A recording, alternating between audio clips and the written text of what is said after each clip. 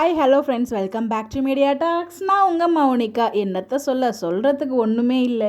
ஏன் இப்படி பண்ணுறாங்கன்னு தான் தெரில டீமு. இன்றைக்கி எபிசோட் வந்து பார்த்திங்கன்னா ஆக்சுவலாக நல்லா இருந்துச்சு. ஆக்சுவலாக இன்றைக்கி எபிசோட் வந்து ஒரு ஃபன்னாக விஜய் கவியோட மொமெண்ட்ஸ் வந்து பார்த்திங்கன்னா உண்மையாகவே நல்லா இருந்தது. ஆனால் அது வந்து முழுசாக ரசிக்க முடியல. அதுதான் ஆக்சுவல் ட்ரூத்து.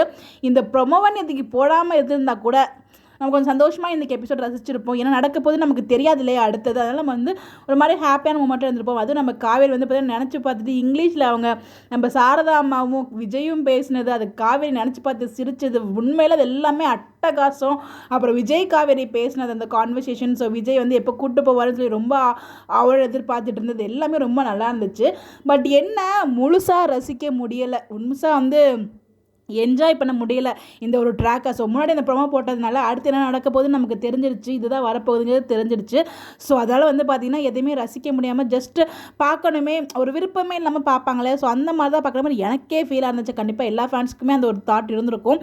ஏன்னா வந்து பார்த்திங்கன்னா உண்மையிலே அந்த ஒரு ப்ரொமோ வந்து ரொம்ப ஹர்ட் பண்ணிடுச்சு. ஏன்னா நேற்றுக்கு தாங்க வெளியில் இங்கேருந்து போனாங்க, அதுக்கு அடுத்த நாளே திருப்பி வெளியிலோட கேரக்டருக்கு ரீப்ளேஸ்மெண்ட் கொண்டு வர மாதிரியே வந்து பார்த்திங்கன்னா பாட்டியையும் சித்தியும் கொண்டு வந்திருக்கீங்களே, இதுதான் வந்து தாங்க முடியல. அதுவும் சித்தி போயிட்டு சாரதாம்மா கிட்ட எப்படி பேசுவாங்க பார்த்தீங்களா ப்ரொமோவில், அதெல்லாம் வந்து ரொம்பவே ஓவராக தான் இருந்துச்சு. நாங்கள் எல்லாருமே சேர்ந்து முடிவு பண்ணோம் அப்படின்னு சொல்லி இன்க்ளூடிங் விஜய் தான் அங்கே சேர்ந்து மென்ஷன் பண்ணியிருக்காங்க.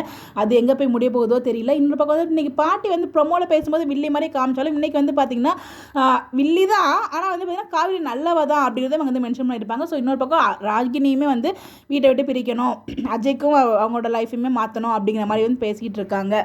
விஜயும் காவேரி அந்த பறந்து போகிறது, அப்படி எங்கேயாவது பறந்து போய் நீங்களும் சந்தோஷமாக வாழுங்க அப்படிங்கிற மாதிரி தான் எங்களுக்கும் மனசுக்குள்ளே ஃபீல் இருக்குது. பட் ஆனால் பிரவீன் மன்னட் சாரும் மகாநதி டீமும் இப்போ வந்து பார்த்திங்கன்னா அதெல்லாம் நடக்க விட மாட்டாங்க போல். இதுக்கு எப்படா எண்டு கொடுப்பீங்க, வீக்காக சேர்ந்து பிரச்சனையை சால்வ் பண்ணுற மாதிரி சீனே எடுக்க மாட்டிங்களா அப்படிங்கிற மாதிரி தான் என் மனசுக்குள்ளே இருந்துகிட்ருக்கு.